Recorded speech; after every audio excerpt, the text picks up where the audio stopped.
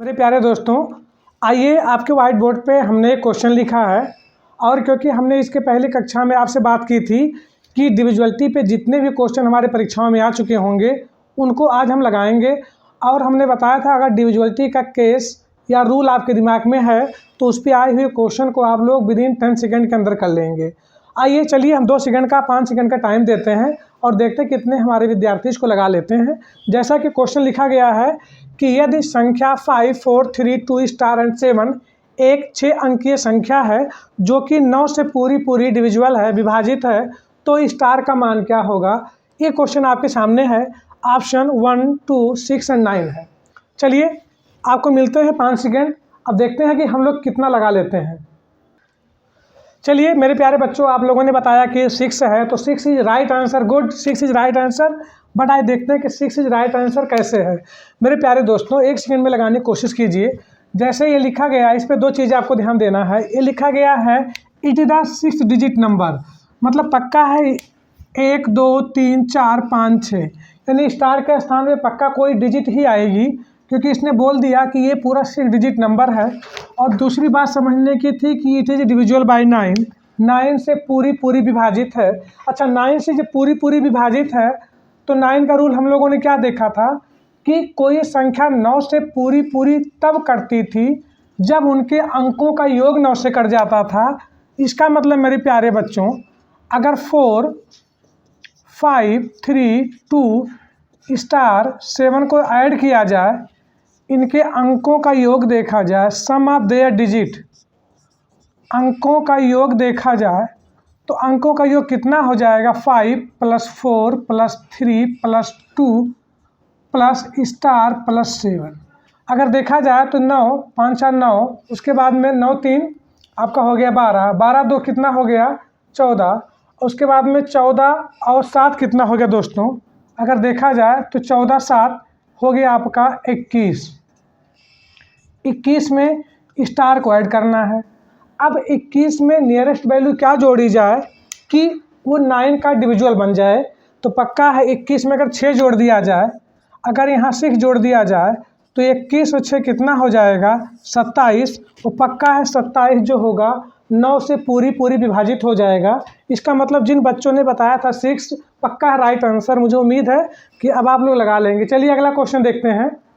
इस पर किसी को डाउट तो आप एक बार कंफर्म कर लें। इनको ऐड करना था, ऐड करने के बाद हमने देख लिया कि स्टार में किस चीज़ की कमी है। अगर हमने 6 ऐड कर दिया होता तो 27 हो जाता, और 27 9 से डिविजुअल है, इसका मतलब पक्का है यहाँ पर आपका 6 होना चाहिए। चलिए अगला क्वेश्चन देखते हैं।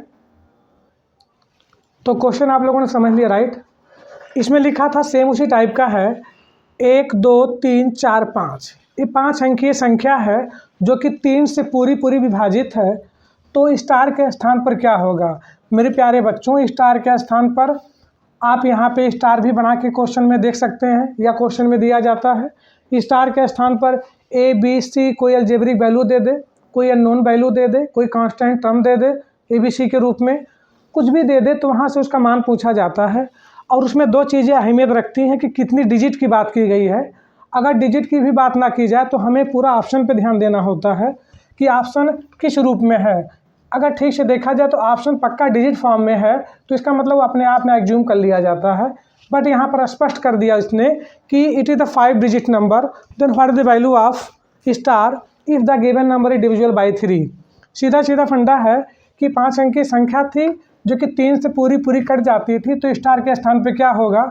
हाँ, जिन बच्चों ने बताया है ए, यानी फर्स्ट जो ऑप्शन था, सॉरी लास्ट का 4th ऑप्शन जो 1 था वो सही है, तो पक्का मेरे प्यारे बच्चों सही है। क्यों, अब तेज़ी से आप लोग देख सकते हैं। ज़रा जोड़िए, 4, 5, 9, 9, 2, 11, 11 और 3 कितना हो जाएगा दोस्तों। 11 और 3 हो जाएगा आपका 14। तो अगर देखा जाए तो 14 में प्लस स्टार लिखा गया है। अब स्टार के स्थान पे कौन सी वैल्यू हो जाए कि आने वाली पूरी वैल्यू 3 से कट जाए, तो पक्का है अगर 1 रख दिया जाएगा तो 14 + 1 हो जाएगा 15, यानी 15 क्या हो जाएगी डिविजिबल बाय 3, यानी 15 को 3 काट देगा, यानी यहाँ पर 1 ही होना चाहिए। ठीक है, चलिए ये भी बात समझ में आ गई होगी। आइए अगला क्वेश्चन लिखते हैं। हाँ, जिन बच्चों को नहीं समझ में आएगा एक बार दोबारा देख लेंगे। इनके डिजिट को ऐड कर दो और ऐड करने के बाद स्टार में क्या चीज़ जोड़ दिया जाए कि वो 3 से पूरी वैल्यू कट जाए। क्यों कट जाए? क्योंकि इसने लिख दिया है कि इट इज डिविजिबल बाई 3। ठीक है, चलिए अगला क्वेश्चन लिखिए। सर चल देखिए जरा। चलिए, तो ये क्वेश्चन आप लोगों ने देख लिया होगा। इसमें लिखा गया है यदि संख्या स्टार 3 8 1 एक 4 अंकीय संख्या है जो कि 11 से पूरी विभाजित है, तो स्टार का मान क्या होगा? अब ऑप्शन दिया है मेरे प्यारे बच्चों 4 2 3 एंड 7। अच्छा, हल्का सा याद कर लें, कोई संख्या 11 से पूरी कब कटती थी मेरे प्यारे बच्चों? 11 से कोई संख्या तब कटती थी जब उनके अंकों का जो पोजीशन है इवन ऑड का, यानी जो सम स्थान पर अंक लिखे गए हैं उनका योग और जो विषम स्थान पर अंक लिखे गए हैं उनका योग, दोनों के सम का डिफरेंस अगर 0 आ जाता या फिर 11 का मल्टीपल आ जाता था तो संख्या 11 से कटती थी। अब जरा देख लें। हाँ, जिन बच्चों ने बताया है 7 सही है, राइट है, गुड। आइए फिलहाल तब भी देख लेते हैं। जैसे लिखा गया स्टार 3 8 1। आपको बताया था मेरे प्यारे दोस्तों, इनका पोजीशन का जो नेमिंग देना होता कहीं से दे दें। चलिए, हमने मान लिया स्टार को पहले स्थान पे बैठाया गया है, ये दूसरे स्थान पे, ये तीसरे स्थान पर है और ये चौथे स्थान पर। बेटो ये पोजीशन दिए गए हैं, जो मैंने ब्लैक से लिखा है वो इन अंकों के पोजीशन हैं। तो यानी ध्यान दिया जाए तो हम देख लें सीधा सम स्थान वाले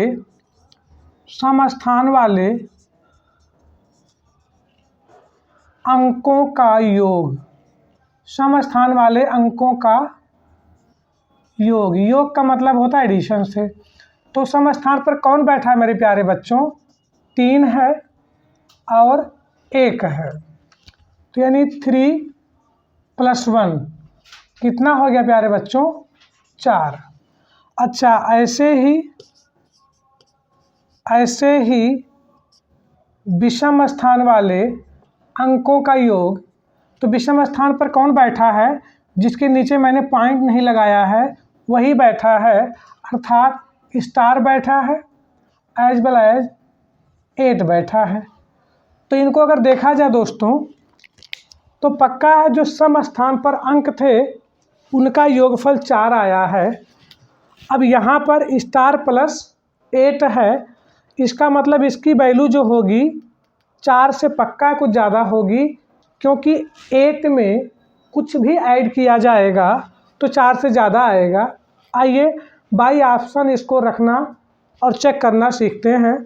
आपको बता चुका हूँ मेरे प्यारे बच्चों, आपके अर्थमेटिक में जितने टॉपिक हैं उनमें जितने भी कंडीशनल क्वेश्चन हैं, जितने भी कंडीशन पर क्वेश्चन दिए गए हैं उनको हम बाई ऑप्शन मेथड लगा सकते हैं। तो जैसे मैंने यहाँ पर अगर 7 रख दिया, सपोज दैट 7 + 8, अगर देखा जाए तो 7 + 8 कितना हो गया बेटा? 15 हो गया। पक्का 15 हो गया। यहाँ कितना आया था? 4 आया था। तो पक्का है इन दोनों का अंतर करना है। अंतर का मतलब डिफरेंस, इनका डिफरेंस, और डिफरेंस का मतलब क्या होता है? बड़ी में से छोटी को घटाना। यानी 15 में से पक्का 4 घटा दो, कितना हो गया? 11 हो गया। यानी इनके डिफरेंस की वैल्यू जो आनी चाहिए थी वो या तो 11 का गुणज आती या तो 0 आती, तो ये दी गई संख्या पूरी 11 से कट जाती। और इसने कहा था कि यह संख्या क्या है? एक 4 अंकीय संख्या है, 1 2 3 4, जो कि 11 से पूरी कटती है। अर्थात स्टार के स्थान पर 7 होना चाहिए। क्यों 7 होना चाहिए? अगर स्टार के स्थान पर 7 होता तो इसके अंकों का योग विषम स्थान पे जो डिजिट हैं, आध पोजीशन पर जो डिजिट हैं उनका सम 15 हो जाता, इवन पोजीशन पर जो डिजिट हैं उनका सम 4 हो जाता और उन दोनों का डिफरेंस 11 हो जाता। यानी 11 से विभाजित होने के जो रूल थे डिविजुअलिटी का जो 11 का रूल था वो सेटिस्फाई कर गया, यानी पक्का है। जिन बच्चों ने बताया था कि 7 इज द राइट आंसर, पक्का है, 7 ही आपका सही आंसर है। खुशी हो रही है कि आप लोगों ने टॉपिक को, लेक्चर को ठीक से कवर किया, वरना इतने जल्दी आप लोग आंसर ना बता पाते, खासकर वे स्टूडेंट जो बिगिनिंग वाले स्टूडेंट हैं। चलिए अब इस पर 1-2 क्वेश्चन मिक्सअप करके देखते हैं। आप लोग कॉपी कर लीजिए एक बार। चलिए दोस्तों, ये 11 और 13 का मिला हुआ क्वेश्चन है। लिखा गया है कि कोई संख्या 11 और 13 दोनों से विभाज्य है। दोनों से विभाज्य है, इसका मतलब कि कोई संख्या है जो 11 से भी कटती है और 13 से भी पूरी कटती है। तो पूछा गया है तो वह हमेशा किस से विभाज्य होगी, अर्थात इनमें से किससे होगी। होने को तो किसी से भी हो सकती है, बट इस क्वेश्चन का कहने का तात्पर्य इतना था कि कोई संख्या है, अब वो 2 अंक की है, 3 अंक की है, 4 अंक की है, कुछ ऐसा मेंशन नहीं है। बस उसका कहने का तात्पर्य इतना ही था कि कोई नंबर्स है जो 11 एंड 13 यानी 11 एंड 13 बोथ से क्या है, डिविजुअल है। तो वह संख्या जो होगी निम्नलिखित में से किससे हमेशा विभाजित होगी। आपके पास 5 सेकंड का क्वेश्चन इसको लगाने का है। आप 5 सेकंड के अंदर इसका जरा देखिए कि इनमें से कौन सा सही जाएगा। काफ़ी बेसिक कॉन्सेप्ट था ये और हम लोगों ने इसको ठीक से देखा भी था। चलिए जी,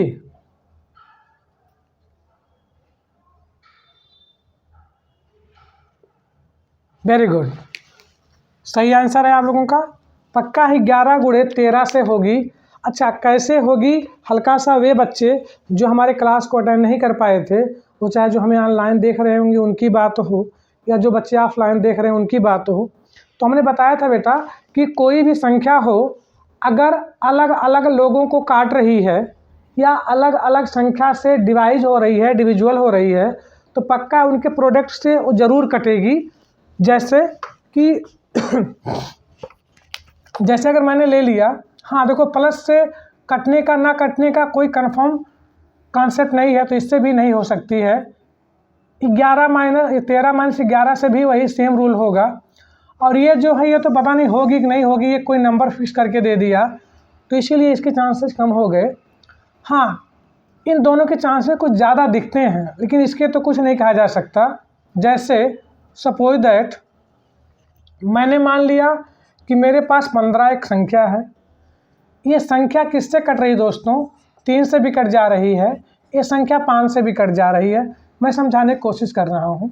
तो ज़रा 3 से भी कट रही है, 5 से भी कट रही है, तो ज़रा इन दोनों को जोड़ दो, 8 हो गया।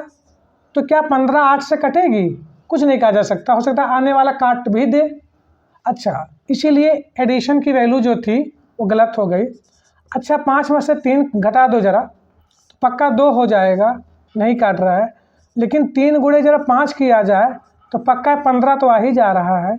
इसीलिए मेरे प्यारे दोस्तों, कोई संख्या अगर किसी 2 संख्या से अलग अलग विभाजित होती है, तो किसी से विभाजित हो या ना हो, उनके प्रोडक्ट से ज़रूर विभाजित होगी। इसीलिए 11 गुणे 13 से बात सही हो गई और उम्मीद करता हूँ कि आपको समझ में आ गई होगी।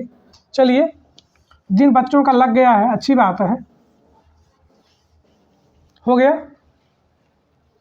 चलिए कॉपी कर लें। चलिए दोस्तों, तो ये इतना क्वेश्चन हम लोगों ने आज कर लिया। अब हम कुछ फैक्टोरियल का रूल बताते हैं।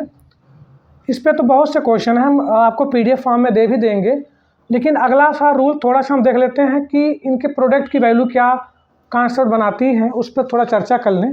तो आइए हम लोग देख लेते हैं, फैक्टोरियल की वैल्यू देख लेते हैं।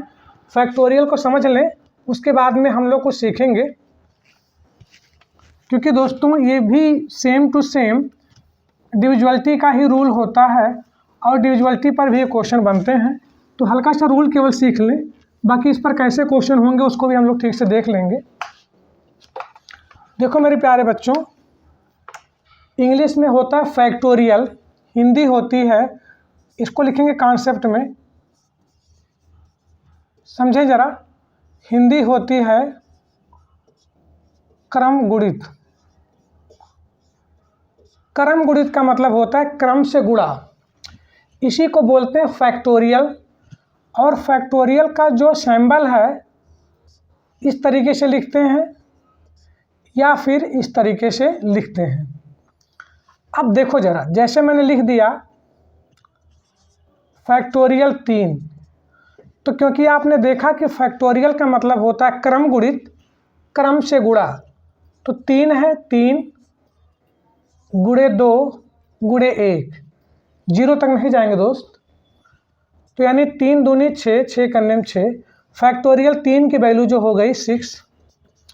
ऐसे ही अगर मैं पूछूं फैक्टोरियल 5, जी सही बोल रहे हैं आप लोग, 5 4 3 2 1 मल्टीप्लाई कर दिया जाए, 5 चौक 20, 20 तियाँ 60, 60 दूनी 120, देखो 5 चौक 20, 20 तियाँ 60, 60 दूनी 120।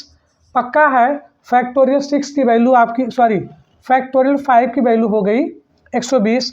ऐसे ही अगर फैक्टोरियल 15 लिखा जाए तो 15 गुणे 14 गुणे 13, अब जहाँ मन कहे आप रोक भी दो, कोई दिक्कत नहीं है, रोका भी जाता है। तो मेरे प्यारे बच्चों, फैक्टोरियल अगर मैं थोड़ा सा देता हूँ तो आप लोग निकाल लेंगे। हाँ, एक चीज़ ज़रूर समझ लें, अगर कहीं फैक्टोरियल 0 लिखा है तो इसका मतलब 1 हो जाता है, और फैक्टोरियल 1 लिखा गया है तो इसका मतलब 1 हो जाता है। यानी एक बात समझ में आनी चाहिए कि factorial 0 it is the also equal factorial 1, ये चीज़ समझ लें। यानी फैक्टोरियल निकालना हम लोगों ने हल्का सा सीख लिया। देखो दोस्त, ये टॉपिक तो एक बहुत बड़ा टॉपिक होता है, जब मैं परमुटेशन कम्बिनेशन पढ़ाता हूँ तो उसका पूरा जिक्र है, बट आपके लेवल में जो हम कॉन्सेप्ट बताने जा रहे हैं इसी से पूरी बात क्लियर हो जाएगी, और इस पर ही हम लोग क्वेश्चन लगाते चले जाएंगे। तो हल्का सा रूल सीख लें, बाकी क्वेश्चन इस पर हम लोग नेक्स्ट टाइम पे करेंगे। चलिए कॉपी कर लें, हो गया।